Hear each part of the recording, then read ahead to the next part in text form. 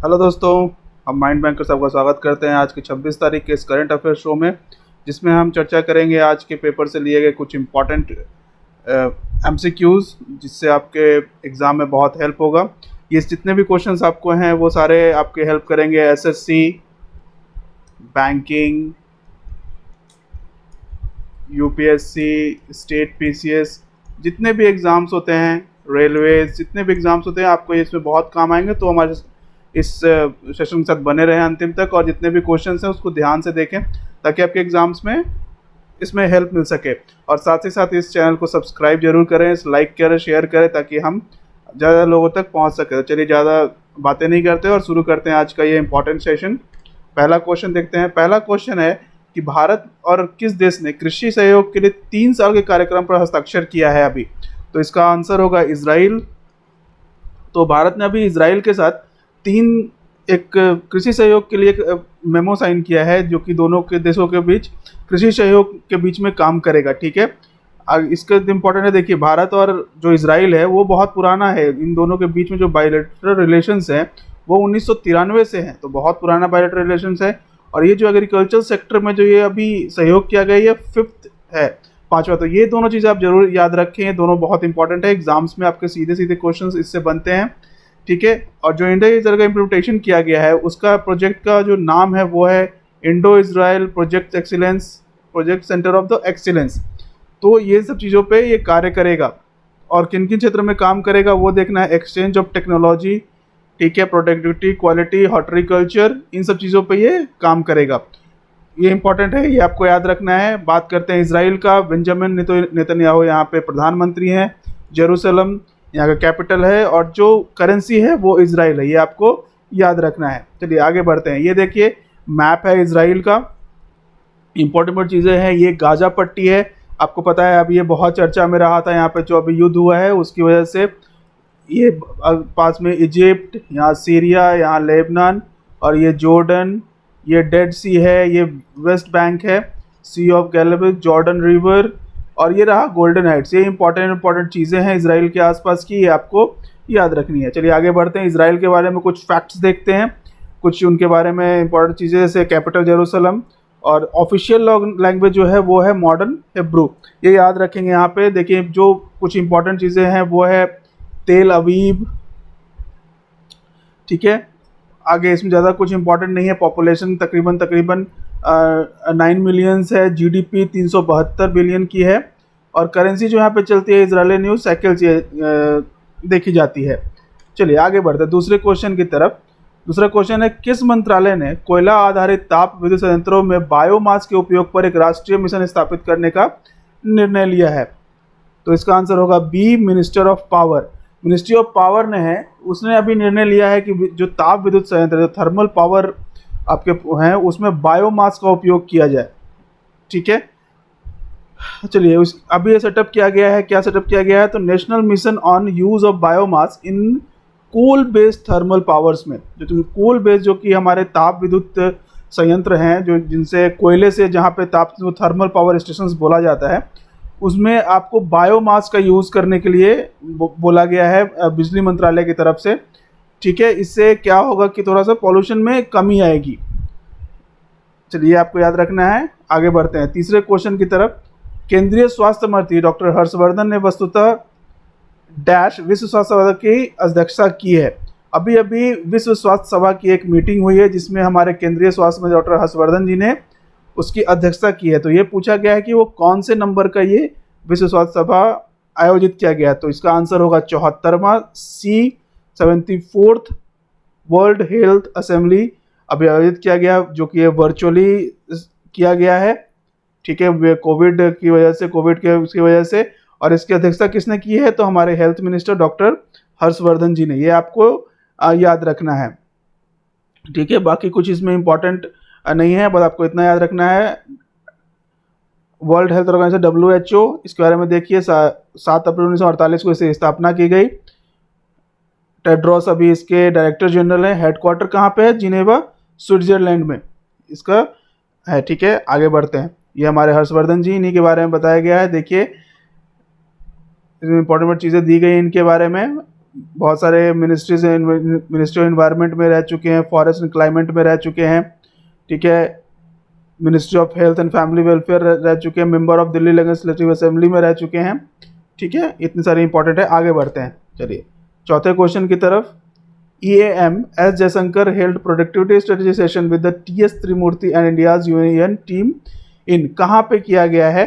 हमारे एस जयशंकर जी ने TS त्रिमूर्ति और भारत की संयुक्त राष्ट्र टीम के साथ डैश में उत्पादन रणनीति सत्र में आयोजित किया। ये कहाँ पे किया गया है, ये क्वेश्चन है। तो ये किया गया है न्यूयॉर्क में, ठीक है। चलिए आगे बढ़ते हैं। हमारे एक्सटर्नल मिनिस्टर डॉक्टर जयशंकर जी ने राज्य अमेरिका की 5 दिवसीय यात्रा पे हैं वो अभी, ठीक है।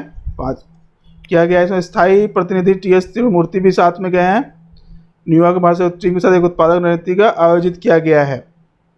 वहाँ पे एंटनी ब्लिंकन जो कि वहाँ के एक्सटर्नल अफेयर मिनिस्टर्स हैं, उनके साथ ये मीटिंग की गई है, ठीक है। संयुक्त राष्ट्र अमेरिका के बारे में जानते हैं। राष्ट्रपति जो बाइडेन जाके आप जानते हैं, वहाँ की राजधानी वाशिंगटन DC और यूनाइटेड स्टेट्स डॉलर वहाँ की करेंसी है। ये मैप है USA का। चलिए यूनाइटेड के बारे में कुछ जानते हैं। वाशिंगटन DC वहाँ का कैपिटल, लैंग्वेज इंग्लिश, और तो कुछ ज़्यादा इम्पोर्टेंट है नहीं। चलिए आगे बढ़ते हैं अगला क्वेश्चन की तरफ।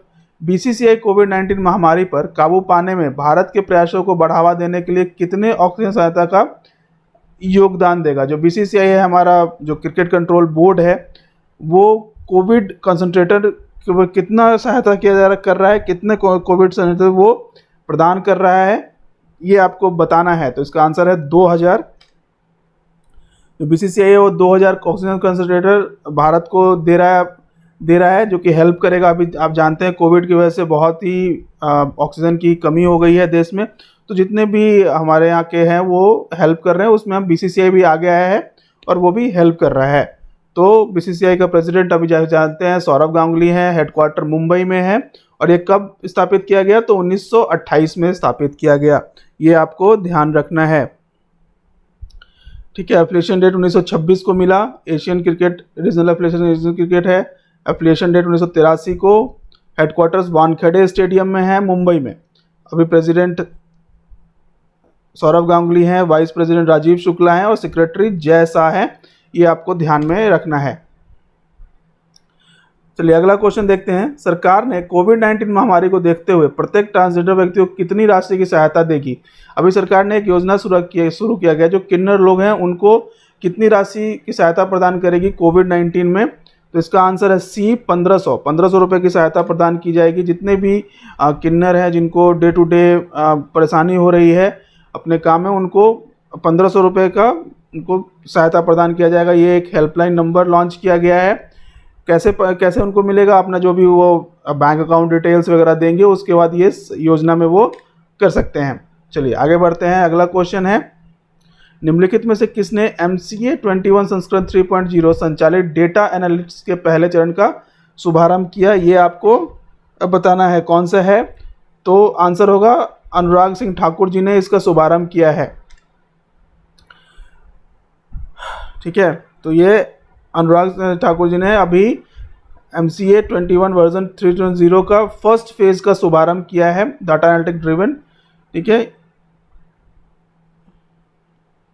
चलिए आगे बढ़ते हैं। नेक्स्ट क्वेश्चन है, ये अनुराग ठाकुर जी हैं। चलिए, नीति आयोग के आकांक्षी के रूप में पहचाने गए जिलों में वन धन योजना को लागू करने के साथ किसके साथ भागीदारी की है? नीति आयोग ने वन धन योजना में लागू करने के लिए किसके साथ भागीदारी की है, ये आपको बताना है। तो ट्राइफेड के साथ भागीदारी की गई है। एक वन धन योजना का शुरुआत किया गया है। इसमें नीति आयोग ने ट्राइफेड जो है इसके साथ इन्होंने भागीदारी की है। तो डिस्ट्रिक्ट्स कहाँ कहाँ हैं? आंध्र प्रदेश, आसाम, छत्तीसगढ़, गुजरात, झारखंड, मध्य प्रदेश, महाराष्ट्र, इतने सारे जो भी हैं, इसके डिस्ट्रिक्ट्स में ये वन धन योजना की शुरुआत की गई है। तो नीति आयोग की स्थापना कब की गई? 1 जनवरी 1915 को। हेडक्वार्टर न्यू दिल्ली में है। चेयरपर्सन प्रधानमंत्री खुद होते हैं, जो कि नरेंद्र मोदी है। वाइस चेयरमैन राजीव कुमार है। CEO अमिताभ कांत है। ट्राइफेड के बारे में जानते हैं, 1987 में उसकी स्थापना की गई। चेयरमैन अभी कौन है? रमेश चंद्र मीना। हेडक्वार्टर न्यू दिल्ली में है। चलिए आगे बढ़ते हैं। अगला क्वेश्चन है, बहुत इंपॉर्टेंट क्वेश्चन है, भारत ने पिछले वित्तीय वर्ष के दौरान कितनी राशि का अब तक का सबसे अधिक कुल प्रत्यक्ष विदेशी निवेश आकर्षित किया है? एफडीआई इनफ्लो भारत ने लास्ट फाइनेंशियल ईयर में कितना किया है, ये आपको बताना है। तो इसका आंसर होगा 81.72 बिलियन का एफडीआई भारत में आकर्षित हुआ है, ये आपको बताना है। ये अब तक का सबसे अधिक है। कॉमर्स एंड इंडस्ट्री मिनिस्ट्री के साथ 10% higher as the compared of 2019-20, जो कि अभी एफडीआई इनफ्लो हुआ है 81.72 बिलियन का, ये 2019-20 से 10% ज़्यादा है। ठीक है, तो ये अच्छी बात है भारत के इसके लिए। चलिए आगे बढ़ते हैं। अगला क्वेश्चन है, रूसी प्रत्यक्ष निवेश कोष आरडीआईएफ और किस भारतीय जैव प्रौद्योगिकी कंपनी ने भारत में रूसी कोविड वैक्सीन स्पुतनिक 5 का उत्पादन शुरू करने की घोषणा की है? तो जैसे कि स्पुतनिक 5 जानते हैं बहुत चर्चा में है, क्योंकि ये रूसी का रसिया के द्वारा दिया गया कोविड का वैक्सीन है। ठीक है, जो कि बहुत चर्चा में है। इसका अभी हैदराबाद में पहला खेप भी आ गया है। तो ये बताना है किस कंपनी के साथ उन्होंने अभी उत्पादन शुरू करने की घोषणा की है, ये क्वेश्चन पूछा गया है। तो पेंसिया बायोटेक की कंपनी है भारत की, इसके साथ इन्होंने अभी स्पुतनिक 5 का उत्पादन किया जाएगा। ठीक है, यही आपको याद रखना है। रसिया में व्लादिमीर पुतिन अभी राष्ट्रपति हैं। Capital Moscow, currency Russian Rubel चलती है वहाँ पे। आगे बढ़ते हैं। रसिया का मैप है, ये साइबेरिया है, ये देखिए आर्कटिक ओशन है, और आसपास देखिए कजाकिस्तान, मंगोलिया, ये सारा एरिया जो है, ये सारा एरिया रसिया का है। यहाँ पे चाइना है, सी ऑफ ओगस्टॉक है, यहाँ पे बेनिंग सी है। चलिए, यहाँ पे स्वीडन है, फिन है, हेलसिंकी है, पीट्सबर्ग सेंट पीटर्सबर्ग इंपॉर्टेंट है आपको, ये देखिए यहाँ पे मॉस्को है। चलिए आगे बढ़ते हैं।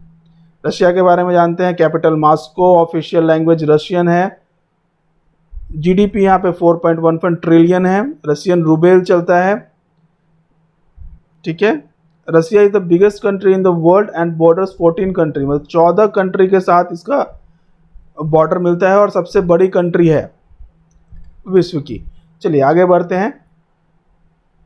लक्ष्मी नारायण जी ने किस राज्य के 15वीं विधानसभा में प्रोटेम स्पीकर के रूप में शपथ लेंगे, ये आपको बताना है।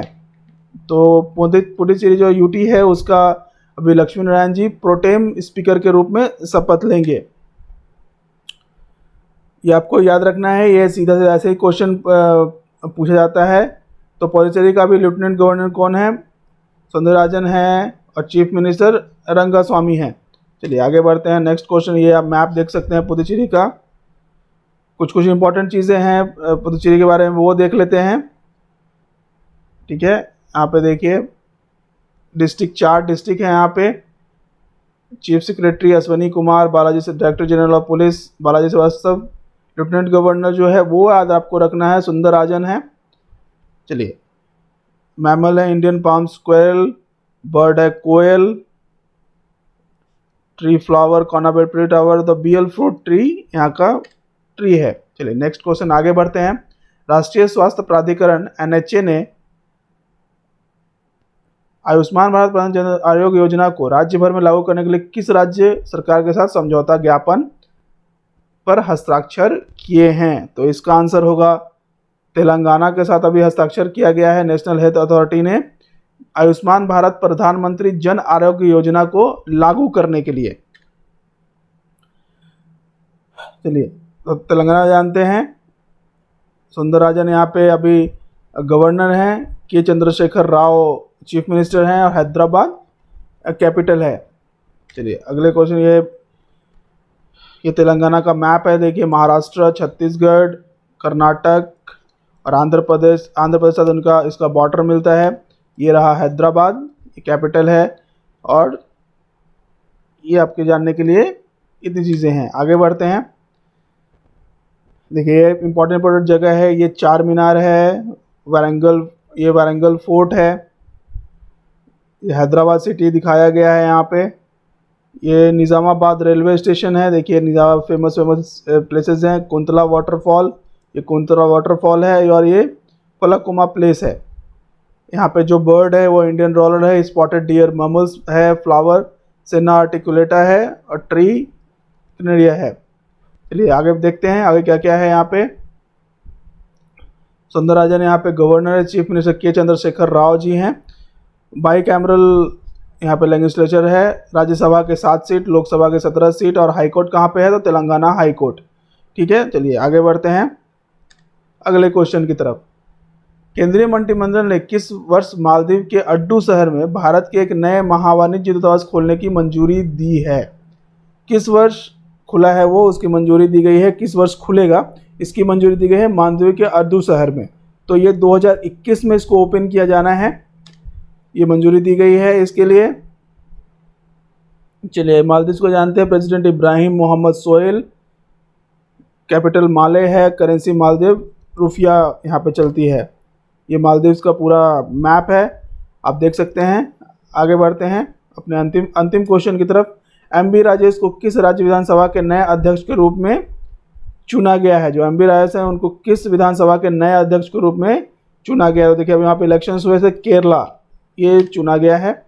इसके लिए विष्णुनाथ जी को कांग्रेस के हैं, उनको इन्होंने डिफीट किया और ये बने हैं 23वें स्पीकर हैं वो केरला असेंबली के 23rd स्पीकर हैं। ये आपको याद रखना है, क्वेश्चन इससे बन सकते हैं। केरला में गवर्नर आरिफ मोहम्मद खान जी हैं। पिन्नाराई विजयन यहाँ के चीफ मिनिस्टर हैं। तिरुवनंतपुरम यहाँ का कैपिटल है। ये मैप देखिए केरला का, गॉड्स ओन सिटी बोला जाता है इसे, बहुत ही खूबसूरत जगह है केरला। कभी मौका मिले जरूर घूमिए। कर्नाटका, तमिलनाडु, ये यहाँ पे इसके बॉर्डर्स मिलते हैं। केरला यहाँ पे सबसे जो आपको जानने के लिए जो सबसे ज़रूरत है वो यहाँ का लिटरेसी रेट देखिए, बहुत ही खतरनाक है।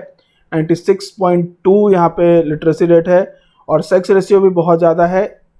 1084 फीमेल्स हैं 1000 मेल्स पे, तो ये दोनों चीज़ें बहुत अच्छी हैं यहाँ पे। तिरुवनंतपुरम कैपिटल है, उसका आरिफ मोहम्मद खान जी यहाँ पे governor, chief minister Pillaraju Vijayan. 141 seats है यहाँ पे लेजिस्लेचर के, राज्यसभा की 9 सीटें हैं, लोकसभा के 20 सीट्स है। ये आपको याद रखना है। ममल्स की बात करते हैं तो इंडियन एलिफेंट्स यहाँ पे स्टेट ममल है। ग्रेट हॉर्नबिल यहाँ पे बर्ड है। ग्रीन कॉर्माइड यहाँ पे फिश है। बटरफ्लाई, फ्लावर, जैकफ्रूट यहाँ पे फ्रू है। कोकोनट ट्री यहाँ का स्टेट का ट्री है। चलिए, तो ये आपका इम्पॉर्टेंट सेशन था। उम्मीद करता हूँ आपको इससे बहुत ही फ़ायदा मिलेगा। तो हमारे साथ बने रहें ऐसे सेशंस के लिए, और सब्सक्राइब करना, लाइक करना ना भूलें। प्लीज़ चैनल को सब्सक्राइब करें ताकि हम ऐसे अच्छे सेशंस आपके लिए लेके आते रहें, और रोज़ इस सेशन के साथ बने रहिए ताकि आपको इससे बहुत ही फ़ायदा पहुँचे। Thank you very much. फिर मिलते हैं अगले सेशन में।